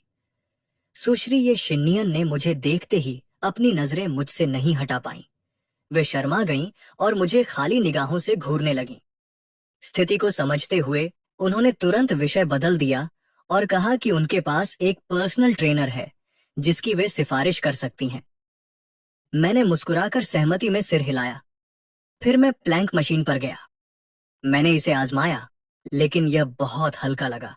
मैंने वजन बढ़ाया। ट्रेनर मेरी सहजता देखकर थोड़ा हैरान था। वजन बढ़ाने के बाद भी यह बहुत आसान लग रहा था। और वजन और वजन और वजन, यह देखकर पर्सनल ट्रेनर और ये शिन्नियन दोनों थोड़े अचंभित रह गए। जिम के आसपास लोग इकट्ठा होने लगे और 100 किलो का वजन देखकर सब चौंक गए। वाकई एक चौंकाने वाला आंकड़ा। उसी समय एक गहरी आवाज सुनाई दी, आप सब यहाँ क्या कर रहे हैं? भीड़ हट गई और जिम के शीर्ष पर्सनल ट्रेनर और पूर्व विश्व बॉडी बिल्डिंग चैंपियन कोच वू के लिए रास्ता बना दिया। सारी जानकारी मिलने के बाद कोच वू का चेहरा उत्सुकता से चमक उठा। दिलचस्प, मैं इसकी क्षमता देखना चाहता हूं। उन्होंने वजन बढ़ाना जारी रखा और 3 मिनट से भी कम समय में यह बढ़कर 180 किलो हो गया। यह देखकर सब दंग रह गए। कोच वो भी हैरान थे। इस लड़के के शरीर पर कोई स्पष्ट मांसपेशियां नहीं दिखती, फिर भी यह इतना ताकतवर कैसे हो सकता है? आसपास की भीड़ हालांकि चौंक गई थी, फिर भी धीरे धीरे कुछ बुदबुदा रही थी। लेकिन यह इतना चौंकाने वाला नहीं था कि आप भी हैरान हो जाएं। आगे बढ़ो और करो, मैंने कहा। सबने मेरे चेहरे के हाव भाव देखे और कई लोग चौंक गए। कोच वू ने आगे कहा, चलते रहो, पहले 200 सेंटीमीटर तक बढ़ाओ। मेरा चेहरा भावहीन बना रहा। कुछ और बार बढ़ाने के बाद मैं अचानक रुक गया और ट्रेनर से पूछा, अभी कितना है? 260 किलोग्राम, उन्होंने जवाब दिया। मैं एक पल के लिए झिझका, थोड़ा कम है, इसे 300 सेंटीमीटर तक बढ़ाओ, उन्होंने कहा। सबके चेहरे जम गए। क्या वह सच में इंसानी भाषा बोल रहे थे? 260 किलोग्राम थोड़ा कम माना जाता था। वह इसे 300 किलोग्राम तक बढ़ाना चाहते थे।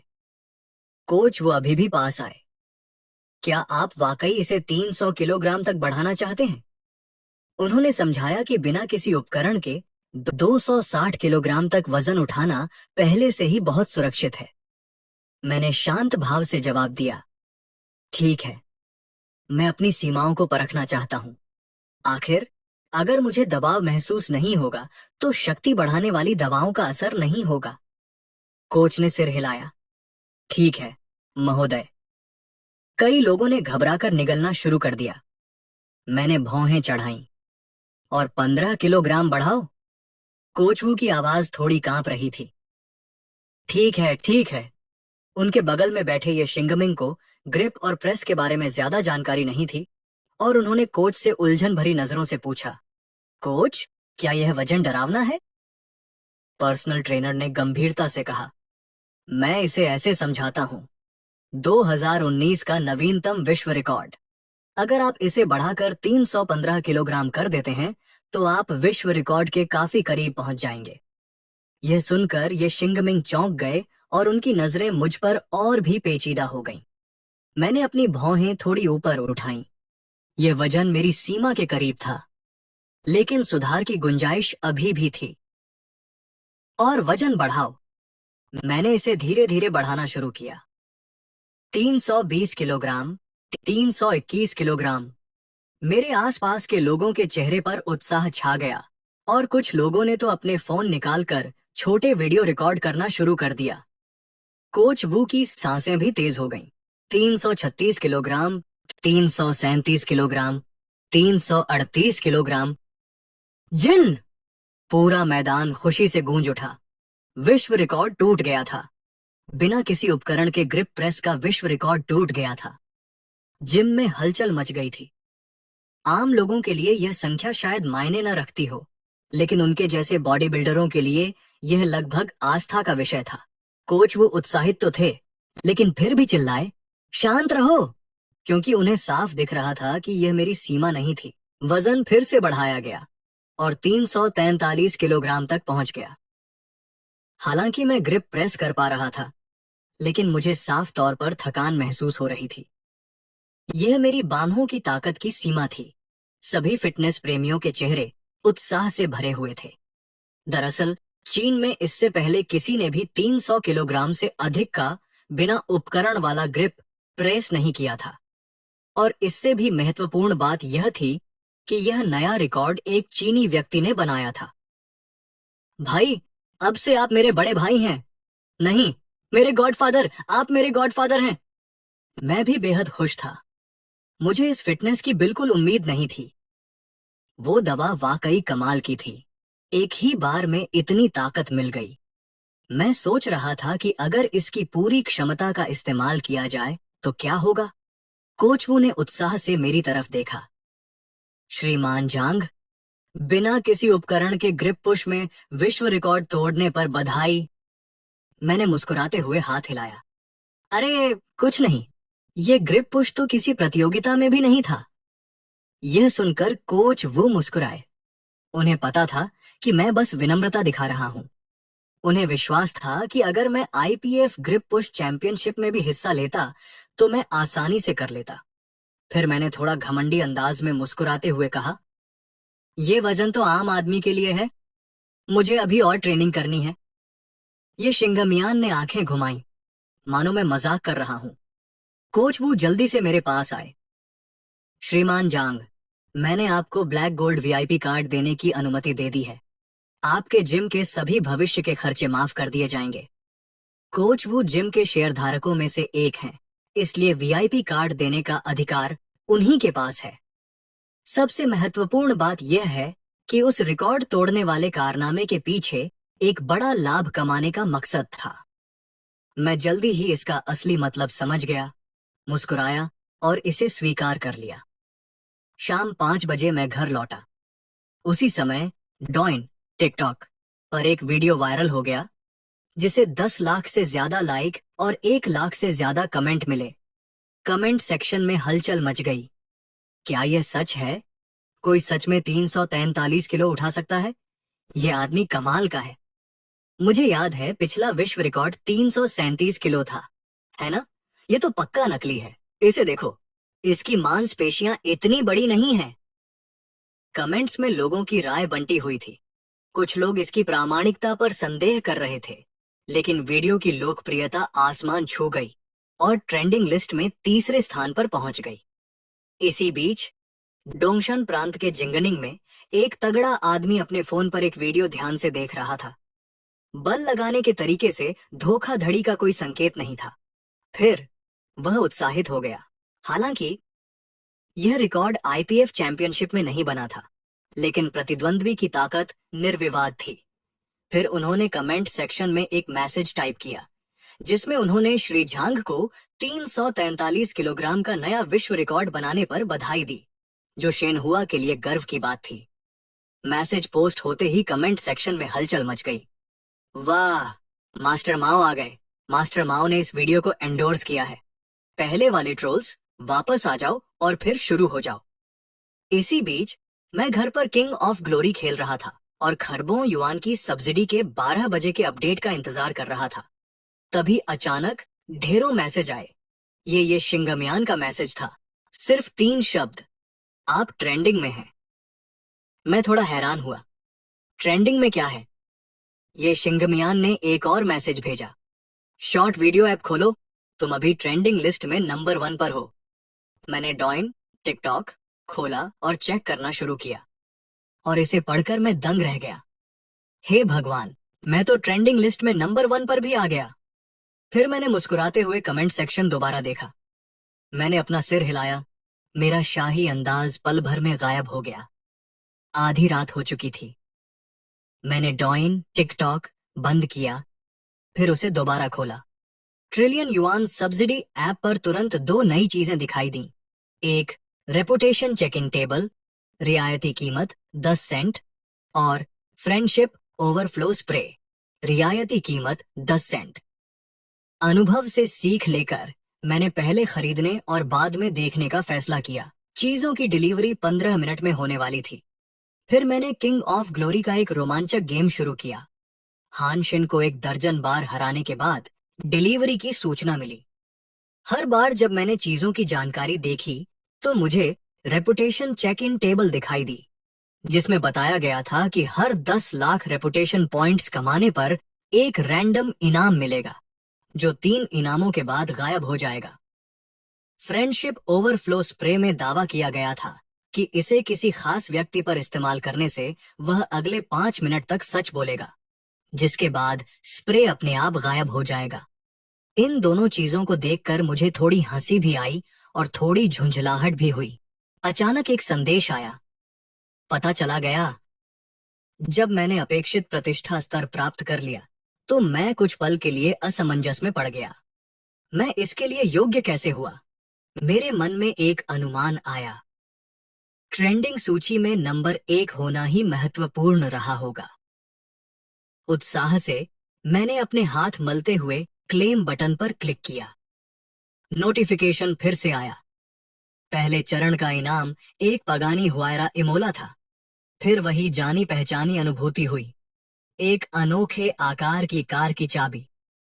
मैंने जल्दी से अपना फोन उठाया और उसे खोजा और फिर से चौंक गया।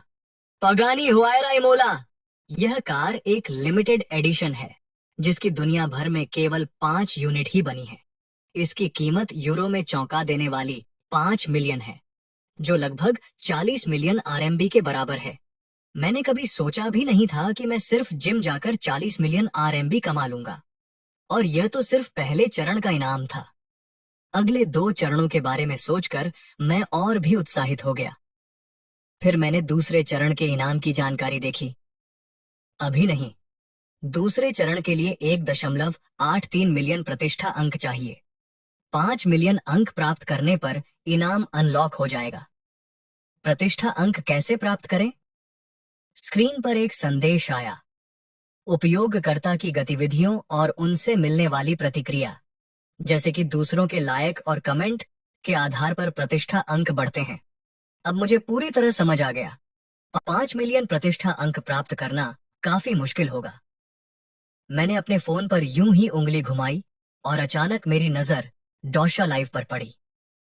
मैंने गलती से उस महिला स्ट्रीमर के लाइव स्ट्रीम पर क्लिक कर दिया जिसे मैं फॉलो करता था। उसका नाम ए बिग स्टिक था और वह उस समय बाहर लाइव स्ट्रीम कर रही थी। भाइयों, जो भी मुझे 1 घंटे के भीतर स्नाइप करेगा, मैं उसे अपनी वीचैट आईडी दे दूंगी। लाइव स्ट्रीम तुरंत ही बहुत सक्रिय हो गया। शंघाई के कई नेटिजन्स इसे आजमाने के लिए उत्सुक थे। उसके लाइव स्ट्रीम के बैकग्राउंड को देखकर वह जाना पहचाना सा लगा। यह ईस्ट सबर्ब विला से कुछ ही दूरी पर स्थित चौक जैसा लग रहा था। क्या मुझे वहां जाकर देखना चाहिए? वैसे भी यह बहुत पास है। कुछ मिनट बाद मैं लाइव स्ट्रीम देखते हुए चौक की ओर चल पड़ा। जल्द ही मुझे वह महिला स्ट्रीमर मिल गई। उसकी खूबसूरती वाकई लाजवाब थी। उसने कोई ब्यूटी फिल्टर इस्तेमाल नहीं किया था। मैंने आवाज लगाई, बड़ी छड़ी। उसने तुरंत ऊपर देखा और हैरानी से बोली, क्या तुम मेरे दर्शकों को चुराने आए हो? 10 मिनट से भी कम समय में न सिर्फ वह हैरान थी, बल्कि लाइव स्ट्रीम में मौजूद दर्शक भी चौंक गए। चैट में हलचल मच गई। हर कोई मुझसे पूछ रहा था कि क्या मैं उसका दोस्त हूं, और कह रहा था, अरे यार, तुम्हारी स्पीड कमाल की है। मैं हंसते हुए बोला, मैं यहीं पास में रहता हूं। तुम्हारी लाइव स्ट्रीम का बैकग्राउंड जाना पहचाना लग रहा था, इसलिए देखने आया। महिला स्ट्रीमर मन ही मन सोच रही थी, यह तो अमीर इलाका है। क्या मुझे कोई टॉप क्लास खूबसूरत मिल गई? इससे पहले कि वह कुछ समझा पाती, मैंने झट से कह दिया, मुझे लगा था कि तुम ब्यूटी मास्टर हो, अब तुम प्रिंस क्या हो। मुझे उम्मीद नहीं थी कि तुम लाइव स्ट्रीम में जैसी दिख रही हो, असल में भी बिल्कुल वैसी ही हो। यह सुनकर महिला स्ट्रीमर का चेहरा गुस्से से लाल हो गया। उसके गुलाबी होंठ कसकर बंद हो गए और उसने दांत पीसते हुए मुझे घूरा। उसने मन ही मन बड़बड़ाते हुए कहा, तुम ही हो वो प्रिंस कियाओ? अरे, तुम्हारा पूरा परिवार ही प्रिंसेस कियाओ है। अब तो उसका एक ही चेहरा बचा है। ये नौजवान काफी हैंडसम है, पर चुप क्यों नहीं है?